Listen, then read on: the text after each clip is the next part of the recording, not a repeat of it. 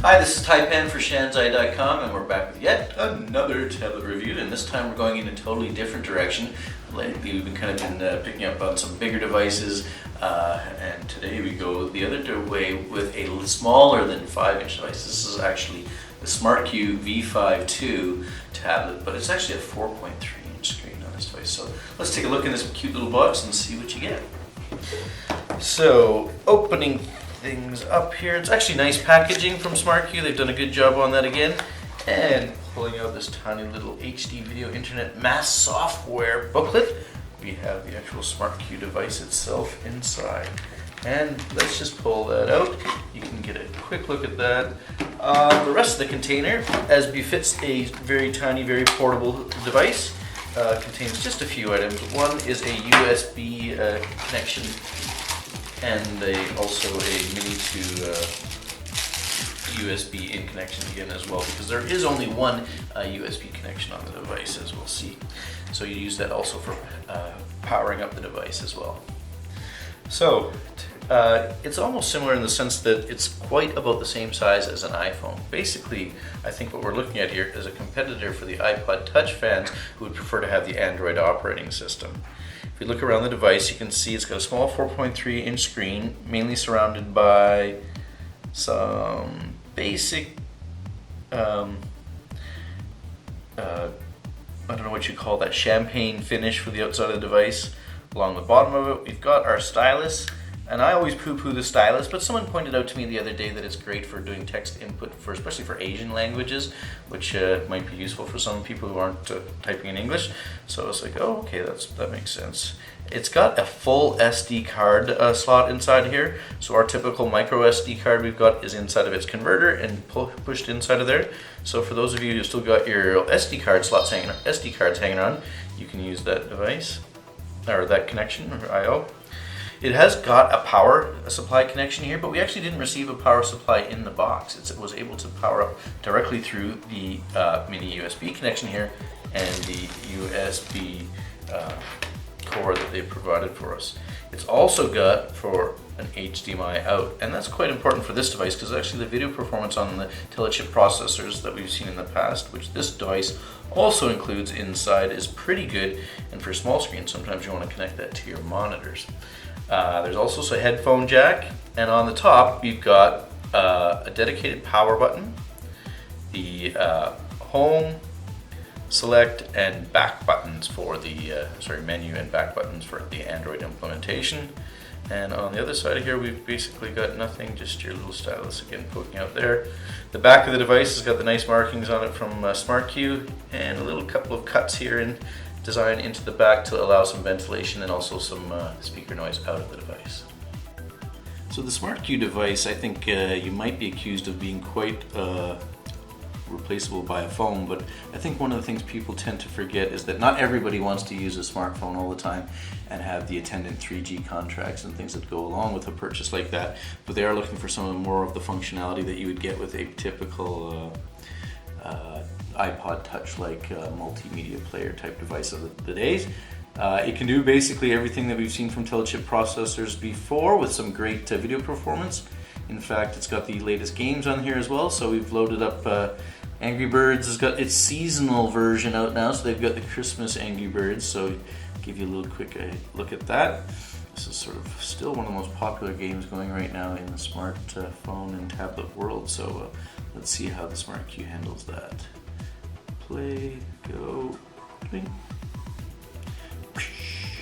So our goal here is to break down the icy pyramid with our Angry Bird catapult over here. Pull, release. For those of you who played the game on your smartphones or other devices or seen it, the sound performance is pretty much on par with any of the smartphones that I've used and played it on with. Here's a little bit of the Angry Bird, Angry Bird volume as well, so you can hear what the soundtrack was like and how the good. One of the things about the SmartQ is it really does have good volume for a diminutive device. It's got a big sound. While we're on the subject of 3D graphics and gaming, we'll run the quadrant benchmark test on the device. and just to get a bit of an idea how it compares in the world of smartphones that are, as you can see here, are about the same size. To the right here, we've got an HTC Desire HD, which is one of the larger screen smartphones. And on our left, we've got our SmartQ that we've been playing with here, which is probably very close if you look at just the screen part of the sizes of the device. Now, while the tests start to run through the benchmark here, it does test a little bit of the 2D and 3D graphics. I don't think that benchmarking is a definitive way to define whether or not you think your device is a quality product or not. We've had plenty of products that the benchmark testing turned out nice, but the actual usabilities of the product wasn't very good. And we've had even more products where the benchmarking was excellent, but the actual usability was terrible. So I wouldn't want to use this as the way to think about the purchase of your device, but we just wanted to show you that when you do run this test, where the SmartQ fits into the scheme of things as compared to other smartphones out on the market. One of the nice things about the quadrant benchmark test is it does show you your score as it compares to other devices. So as it's just about finishing up here, its little run through, and now it's going to give us an option to check. Let's check and see how our little SmartQ friend here fared in the big world of smart performance. And there you can see actually his performance here is just slightly above a Nexus 1, which is the blue bar below it. The orange one is the device here. Oops, throwing a little error there. And it was actually just below the Samsung Galaxy S was the blue bar above that. So that's pretty impressive. I think, as we talked about before, most of that you can blame on the Telechips processor that's inside the device. It's listed on the as a 600 megahertz processor, but it does max frequency, as it showed here, overclock up to 720 megahertz, which is what it'll do when it's processing through the video. So the SmartQ has got an HDMI out port. We did try some 1080p video. The playback was playable, but a little bit choppy, so I wouldn't recommend that. I think you'll probably more likely be using the device to watch 720p video. Let's try the Matroski file format that we downloaded before of our famous Liverpool match and see how it handles that one.